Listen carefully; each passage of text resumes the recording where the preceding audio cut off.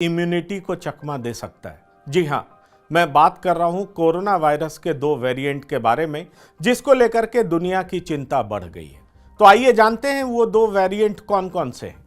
मैं आपको बता दूं कि 2 वेरिएंट की वजह से तीसरी लहर की आशंका जताई जा रही है। अगर ये 2 वेरिएंट फैल गए तो निश्चित तौर पर अगर ये इम्यूनिटी स्केप करते हैं तो तीसरी लहर आ सकती है और उसका व्यापक असर हो सकता है। जी हाँ, पहला वेरिएंट जिसकी मैं बात करूंगा B1621, जनवरी में सबसे पहले ये कोलंबिया में मिला था और कोलंबिया के बाद ये साउथ अमेरिका और फिर कुछ यूरोप के हिस्से में ये मिल रहा है। दूसरे वेरिएंट की बात करूंगा C12, दक्षिण अफ्रीका में मिला। जी हाँ, और दोनों ही वेरिएंट्स में इम्यूनिटी को चकमा देने की क्षमता है। ये दोनों वेरिएंट्स इम्यूनिटी को चकमा देने की क्षमता रखते हैं। इसका मतलब साफ है कि नेचुरल इन्फेक्शन या वैक्सीन से हमारे शरीर में जो इम्यूनिटी पैदा होती है उसको चकमा देने की क्षमता इन दोनों वेरिएंट में है और इसी को लेकर के साइंटिस्ट में चिंता है, एक्सपर्ट्स में चिंता है और WHO इसको लेकर के गहन स्टडी की बात कर रहा है।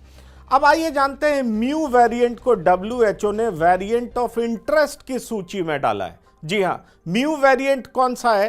तो म्यू वेरिएंट है जो सबसे पहले कोलंबिया में मिला, उसके बाद दक्षिण अमेरिका में इसका प्रसार हुआ, फिर यूरोप के कुछ हिस्से में भी मिला। WHO ने 4 वेरिएंट्स को वेरिएंट्स ऑफ कंसर्न की सूची में रखा है। अल्फा, जिसकी वजह से भारत में बहुत ज़्यादा कोहराम मचा था सबसे पहली लहर में और उसके बाद डेल्टा ने बहुत ज़्यादा कोहराम मचाया, तो अल्फ़ा फिलहाल 193 देशों में मौजूद है जबकि डेल्टा 170 देशों में मौजूद है। फिलहाल ये 2 जो वेरिएंट हैं जो इम्यूनिटी स्केप कर सकते हैं, जिनमें एक को ग्रीक नाम दिया गया है म्यू, जो कि मिला है कहाँ? तो कोलंबिया में सबसे पहले, और दूसरा मिला है दक्षिण अफ्रीका में। वो दोनों अभी कुछ देशों तक ही सीमित है। और अगर मैं बात करूं वेरिएंट ऑफ इंटरेस्ट की लिस्ट में म्यू के साथ 5 और वेरिएंट्स हैं। वेरिएंट ऑफ इंटरेस्ट का मतलब ये होता है कि इस पे फर्दर स्टडी की जाती है, साइंटिस्ट इसको और जानते हैं, समझते हैं, परखते हैं और फिर ये जानने की कोशिश करते हैं कि इसका इन्फेक्टिविटी रेट कितना होगा, इसका वायरुलेंस कितना होगा। और यही वजह है कि जो दोनों नए वेरिएंट मिले हैं उसको लेकर के साइंटिस्ट जो है, WHO जो है, उसको स्टडी कर रहा है, गहन स्टडी कर रहा है और उसके बारे में जानने की कोशिश कर रहा है। अब मैं आपको बता दूं कि म्यू वेरिएंट जो है वो कुछ बीटा वेरिएंट जैसा है और साथ ही साथ और म्यू वेरिएंट की संरचना में बदलाव ज़्यादा इसे इन्फेक्शियस बताता है। ये प्रीलिमिनरी स्टडी में ऐसा पाया गया है, जबकि अभी डिटेल स्टडी चल रहा है WHO के मुताबिक।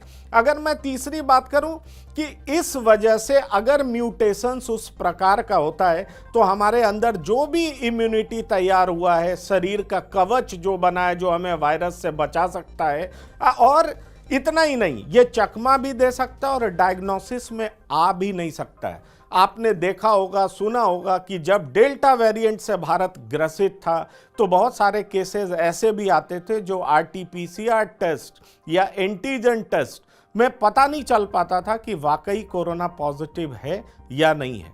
वो लंग्स के जरिए ही पता चल पाता था कि लंग्स कितने इन्फेक्टेड हैं, तब जाकर के पता लगता था कि हाँ, ये शख्स कोरोना पॉजिटिव है। तो यही बात कहा गया कि म्यू वेरिएंट और ये जो दूसरा वेरिएंट दक्षिण अफ्रीका में मिला है, ये दोनों वेरिएंट अपने ये शरीर के इम्यूनिटी को भी चकमा दे सकते हैं और डिटेक्शन टेस्ट को भी चकमा दे सकते हैं। WHO ने 16 वेरिएंट्स को निगरानी सूची में डाला है। पेरू में सबसे पहले लैम्डा वेरिएंट मिला था। वेरिएंट के गंभीर लक्षण की क्षमता की पड़ताल हो रही है। लैम्डा वेरिएंट भी ऐसा, इसके गंभीर लक्षण क्या हैं इसकी भी पड़ताल चल रही है। और दूसरा ईटा वेरिएंट के कई केसेस भी सामने आ चुके हैं, इसकी भी पड़ताल चल रही है। लेकिन फिलहाल अच्छी बात यह है कि ये दोनों वेरिएंट बहुत कम देशों में काफ़ी छोटी जगहों तक लोकलाइज्ड हैं, इसलिए इनका ज़्यादा कहर सामने नहीं आया है।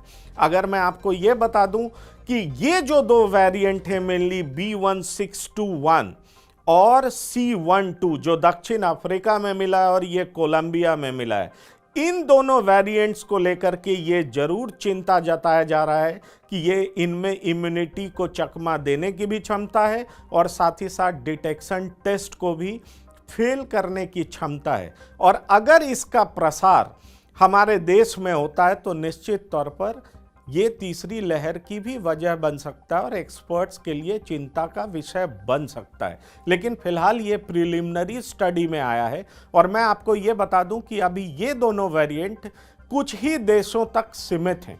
ये एक राहत की बात है। भारत में अभी एक भी इन दोनों वेरिएंट का कोई केस नहीं मिला है, लेकिन दुनिया में इन दो वेरिएंट के पाए जाने के बाद चिंता जरूर बढ़ी। और मैं आपको बता दूं कि वायरस की ये नेचुरल प्रॉपर्टी होती है कि वो अपने आप को मल्टीप्लाई करता है, अपना कार्बन कॉपी बनाता है और इस प्रक्रिया में उसमें कई सारे परिवर्तन होते हैं। कई बार ऐसा होता है कि अगर वो जानवर को इन्फेक्ट कर गया और उसके बाद फिर से मानव में आता है तो वो काफ़ी ज़्यादा संक्रामक और साथ ही साथ उसकी वायरुलेंस कैपेसिटी भी बहुत ज़्यादा हो सकती है। इसीलिए कहा जाता है कि म्यूटेशंस की प्रक्रिया में बहुत ज़्यादा चांसेस होते हैं कि वायरस ज़्यादा खतरनाक भी हो, या ये भी चांसेस हो सकता है कि वायरस नॉर्मल प्रकृति का हो जाए, वो ज़्यादा खतरनाक नहीं है।